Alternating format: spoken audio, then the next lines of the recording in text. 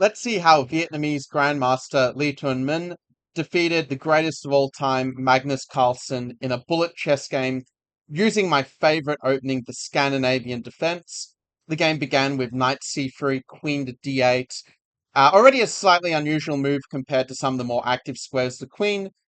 And after d4, rather than playing the standard knight f6, Lee plays the move of c6 instead, with the idea that after knight f3, he now plays the move bishop g4, going for a pin on the knight on f3. And the idea of this setup of delaying knight f6 is that if white were to play some quiet moves, such as bishop e2, and we just play out some normal developing moves for both sides, knight goes to d7, building that bit of a saw structure, because the saw is, just all seeing here in the center. But if we do play out some moves on both sides, we can see that this sort of position here, if black is able to complete their development, is just very solid for black. Black has no weaknesses, white space isn't all that meaningful when I don't have the pawns side by side in the center. And in the middle game, black would later look at moves like c5 and trying to hit back in the center in equal white space. So that's why Carlsen played the move of h3. And now, if you watched my previous Scandinavian video on the 10 most common mistakes to avoid, you will know that one of the mistakes to avoid as black is to not let our bishop get chased around, to not let it get kicked around like a soccer ball, because that's just bad for us. So instead, Lee plays the move of bishop to f3, giving up the bishop pair, but getting a very solid position after the move e6. Now, you might be wondering, well, why not just take the pawn on d4? There's something that actually does come up in my Scandinavian course, Play the Strongest Scandinavian 2025. I put the link to that in the description below, where I point out that if white knows this move of bishop f4, a bit of an advanced move, then white ends up getting a pretty big advantage out of the opening. I also did cover this move in an earlier YouTube video showing the game between Ivanchuk against Karpov. Again, you can check out the suggested video for that. So that's why black plays e6 instead, rather than falling too far behind development. Black just wants to have a bit more of a solid position.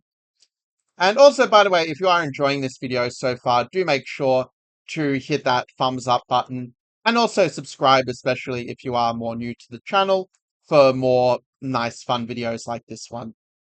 So black played bishop b4, which was already a little bit different compared to the move knight f6, which is actually the move that I do focus on more in my Play the Strongest Scandinavian course.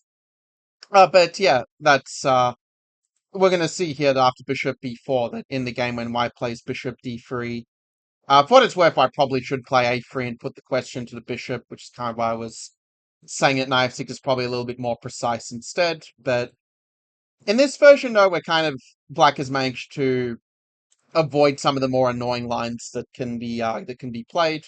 Like, for example, this a3 move to stop bishop b4, with black's move order, they kind of managed to avoid it.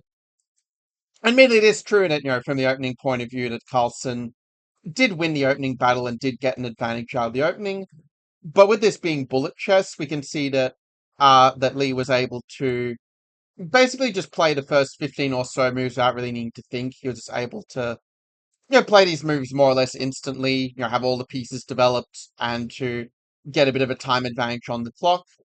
And also, even though white is somewhat better with the bishop pair, we managed to get a solid position where we didn't need to learn any opening theory. We just played our sap and got the position. Now, I played the move of rook fe1, which is a very natural-looking move, but I would say that it's probably more precise for white to, for example, play a move like knight e4 and just kind of get that misplaced knight back into the game. Or a move like b4 would also make sense to hold back the c5 push, considering that in the game, black does end up actually playing the move of c5 at this point, which is actually quite an important break in the Scandinavian. They want to challenge their center, we want to trade off their space. And if we can get a structure like after takes and knight c5, it just allows us to have some nice piece activity. We can also try to move our pawn majority later in the game. But we're just going to have active pieces in a very fine position in this kind of queenside majority structure, where white has the queenside majority and black here has the central majority.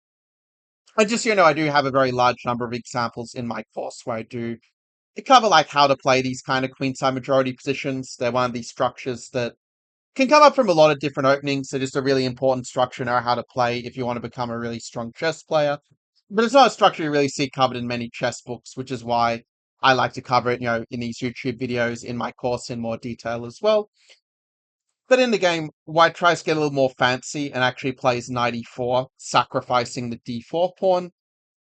No, I think that Carlsen's idea was probably that after takes that he could take and get the pawn back with bishop h6 using sort of the overloaded g7 pawn against black. That being said, this is actually not so bad for black if you do find the move of queen c6. That does allow you to trade off the queens and just have a very healthy position with a strong center to work with to kind of compensate for their bishop pair, as it were. But in the game, black played knight e4 instead, which actually turns out to be kind of okay as well. Now, black probably should have played the move f5 and just forced the rook to a really awkward square, but instead he just took the pawn.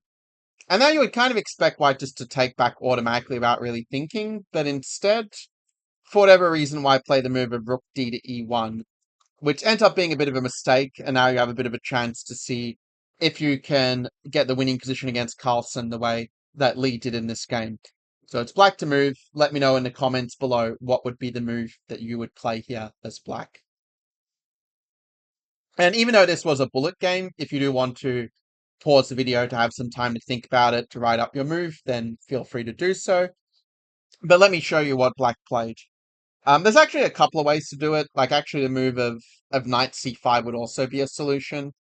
Because if they take the pawn, the problem is bishop h2 discovers the attack on the rook and just wins the rook. So the move knight e5 is what black played instead, which also does the trick. I mean, if you get a position like this, for instance, you're up a pawn, the central pawns are just rolling, and white is in a very, very bad state here.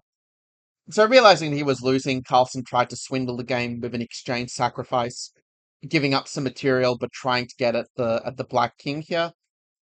And it is true, black can avoid this by flicking in bishop h2, and then f5 would probably be the best way to convert. But also in the game, after bishop f6, we see how, even though the queen is checking our king is actually pretty safe here on f8, because if queen h8, we just kind of force their queen out of the way anyway. Something like this, for example, to bring it back to safety later. And otherwise, it's kind of hard to actually get at the king. Bishop d2 is a good attempt trying to make black block so that queen h8 would be mate.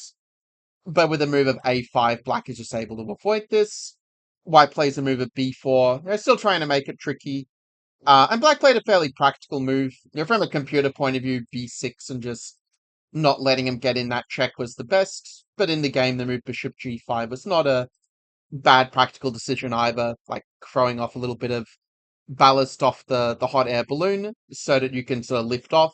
And we see here that now, with the very nice defensive queen to f4, black is just keeping it all protected. They're threatening moves like rook g8 to kick the queen, or even queen f6 just to trade the queens. And after rook e4, queen f6, we can indeed see that white is not able to avoid a losing endgame, as queen h7 does leave the rook queen trapped here. So the game ultimately concluded with take, and now it's just a mopping up procedure. Take and king e7, and the Vietnamese GM just showed very good technique here. Rook h8, f5, getting those pawns rolling. You don't have to fear the move of g4, so we do have the move rook h4 to go for a little bit of a pin there. After g3, black just puts the king in the center. If it was king of the hill, we'd already have the win, but as it happened, after a few more moves, white resigned anyway, as they just don't have a way to defend all of their weaknesses, and they're already down a full exchange in without losing the pawns. So there you have it. That is how a Vietnamese chess grandmaster managed to defeat Magnus Carlsen with the black pieces using the Scandinavian defense. I mean, I've done a lot of long videos, but just doing a bit of a shorter one here just for a bit of variety, just because it's been a bit of a long weekend, just wanting to chill. But yeah, I hope that you enjoyed this one, and if this victory against Magnus Carlsen has inspired you to maybe potentially play the Scandinavian and to just not have to fear the move of e4 ever again, then do make sure to check that link in the description of my Play the Strongest Scandinavian course. It's only on a discount until the end of March the 12th, so just want to make sure you don't miss out on that. That you can get in, while it's on a cheaper price. But yeah, on that note, good luck with playing the Scandinavian, and I will see you in the next training.